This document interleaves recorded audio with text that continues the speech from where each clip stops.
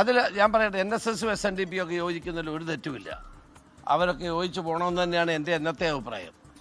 എല്ലാ മതസംഘടനകളും യോജിച്ച് പോകുന്നത് നല്ല കാര്യമാണ്. യോജിപ്പോടുകൂടി പോകുന്നത് നല്ലതാണ്.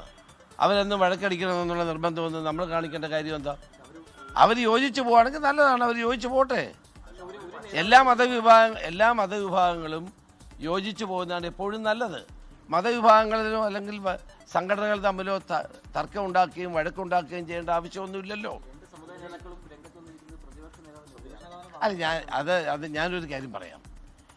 ഞങ്ങൾക്ക് ഞങ്ങളുടെ പാർട്ടിയുടേതായ ഒരു നയമുണ്ട്. അതാണ് പ്രതിപക്ഷ നേതാവും പറഞ്ഞുകൊണ്ടിരിക്കുന്നത്. ഇവിടെ ജനങ്ങളെ സംബന്ധിച്ചിടത്തോളം വർഗീയതയ്ക്കെതിരായിട്ടുള്ളൊരു പോരാട്ടം നമുക്ക് അനിവാര്യമാണ്. ഞാൻ NSSൻ്റെയോ SNDPയുടെ ഒന്നും പ്രാധാന്യം കുറച്ച് കാണുന്ന ഒരാളല്ല. അവരൊക്കെ കേരള സമൂഹത്തിന് വലിയ സംഭാവന നൽകിയിട്ടുള്ള പ്രസ്ഥാനങ്ങളാണ്.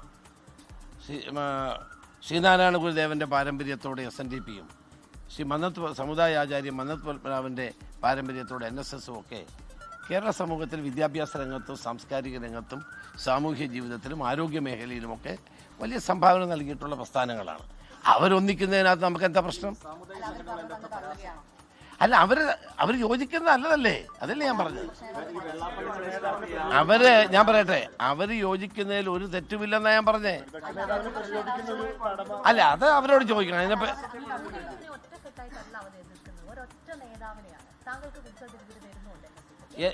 ഞാൻ ഒരു കാര്യം പറയാം. എന്നെ സംബന്ധിച്ചിടത്തോളം എൻ്റെ നിലപാട് എന്നും വളരെ വ്യക്തമാണ്. ഞാൻ എന്നും മതേതര നിലപാടുകളുമായിട്ട് മുന്നോട്ട് പോയിട്ടുള്ളൂ. ഞാൻ അവരോടൊക്കെ പിണങ്ങിയിട്ടുമുണ്ട്, ഇണങ്ങിയിട്ടുമുണ്ട്. നിങ്ങൾക്ക് അറിയാവുന്ന കാര്യമാണല്ലോ, ചരിത്രം അതാണ്. അപ്പോൾ ഞങ്ങളെ സംബന്ധിച്ചിടത്തോളം നമ്മുടെ ലക്ഷ്യം എന്താണ്? വരാൻ പോകുന്ന നിയമസഭാ തെരഞ്ഞെടുപ്പിൽ UDFനെ അധികാരത്തിൽ കൊണ്ടുവരിക.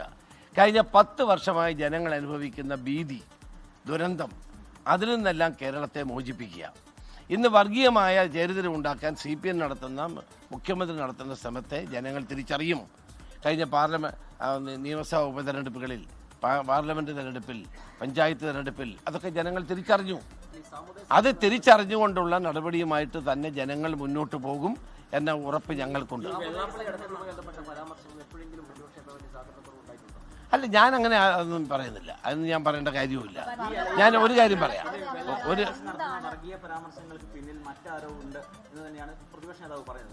അതൊക്കെ നിങ്ങൾ പരിശോധിക്കുക. അതൊക്കെ നിങ്ങൾ പരിശോധിക്കുക. ഞാൻ ഒരു കാര്യം പറയാം. നമ്മളെല്ലാവരും എല്ലാവരും അങ്ങോട്ടും ഇങ്ങോട്ടും വാക്കുതർക്കം ഉണ്ടാക്കി പ്രശ്നങ്ങൾ കലുഷിതമാക്കേണ്ട സമയമൊന്നും അല്ലല്ലോ. ഇന്നിത് വേണ്ടത് അങ്ങോട്ടും ഇങ്ങോട്ടുള്ള വാക്കുതർക്കങ്ങൾ ഒഴിവാക്കിക്കൊണ്ട് നമ്മുടെ ലക്ഷ്യം എന്താണ്? കേരളത്തെ മോചിപ്പിക്കാനുള്ളതാണ്. അതുകൊണ്ട് അല്ല, ഐക്യം അവർ രണ്ട് സംഘടനകൾക്കും ഗുണം ചെയ്യുന്നത് നല്ല കാര്യമല്ലേ? നമ്മളെന്തിനാ അതിനെ എതിർക്കുന്നത്? അല്ല, ഞാൻ പറയട്ടെ, അവർ തമ്മിൽ ഐക്യം ഉണ്ടാകുന്നത് നമ്മളെന്തിനാ എതിർക്കുന്നത്? ആരാ?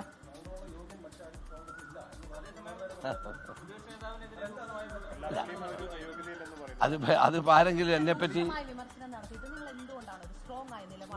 ഞാനൊരു കാര്യം പറയാം. കേരളത്തിലെ എല്ലാ മതസംഘടനകളെയും ഉൾക്കൊണ്ടു പോകുന്ന സമീപനമാണ് കോൺഗ്രസിന് എന്നുള്ളത്. അത് ഇവിടെ മാത്രമല്ല, ദേശീയ തലത്തിലും ഒരു ഇൻക്ലൂസീവായ സമീപനമാണ് കോൺഗ്രസ് സ്വീകരിക്കാറുള്ളത്. ഒരു ഇപ്പം ഞാനും ഉമ്മൻചാണ്ടിയും നേതൃത്വം കൊടുത്ത കാലത്ത് ഞങ്ങളെയൊക്കെ അവർ രൂക്ഷമായി വിമർശിച്ചിട്ടുണ്ട്.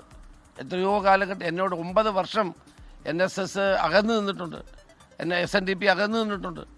അതൊക്കെ അവർ, പക്ഷെ നമ്മളുടെ ലക്ഷ്യം എന്താണ്? അതാണ് നമ്മൾ കാണുന്നത്.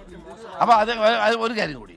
അപ്പോൾ എല്ലാവരെയും ഉൾക്കൊണ്ടു പോകുന്ന സമീപനമാണ്. അത് NSS ആണെങ്കിലും SNDP ആണെങ്കിലും ക്രൈസ്തവ സഭകളാണെങ്കിലും മുസ്ലിം സംഘടനകളാണെങ്കിലും KPMS പോലുള്ള സംഘടനകൾ, എല്ലാവരെയും ഉൾക്കൊണ്ടു പോകുന്ന സമീപനമാണ് കോൺഗ്രസ് എന്ന് സ്വീകരിക്കുന്നത്. അതാണ് ഒരു മിനിറ്റ് അതാണ് ഇൻക്ലൂസീവായ സമീപനം എന്ന ദേശീയ തലത്തിലും സംസ്ഥാന തലത്തിലും കോൺഗ്രസ് എടുക്കുന്ന ഒരു നയം. ആ നയത്തിന്റെ അടിസ്ഥാനത്തിൽ തന്നെയാണ് ഞങ്ങൾ മുന്നോട്ട് പോകുന്നത്. തുടർച്ചയായിട്ട് VD സതീശനെ വിമർശിക്കുന്നത് താങ്കൾക്ക് വേണ്ടിയാണെന്ന ഒരു വിമർശനം വലിയ തോതിൽ ഉയരുന്നുണ്ട്. മുഖ്യമന്ത്രി സ്ഥാനത്തേക്ക് താങ്കളെ ഉയർത്തി കാണിക്കാനാണ് എന്നതടക്കമുള്ള അങ്ങനെ എന്തെങ്കിലും ലക്ഷ്യങ്ങൾ സുകുമാരൻ അദ്ദേഹത്തിന് ഉണ്ടായിരിക്കുമോ? അത് നിങ്ങൾ അദ്ദേഹത്തോട് ചോദിക്കുക, എന്നോട് ചോദിക്കണം. 9 വർഷം ഞാനും അദ്ദേഹമായിട്ട് പിണങ്ങി നിന്നപ്പോൾ നിങ്ങളെ ആരെയും കണ്ടില്ലല്ലോ, ചോദിച്ചില്ലല്ലോ നിങ്ങൾ.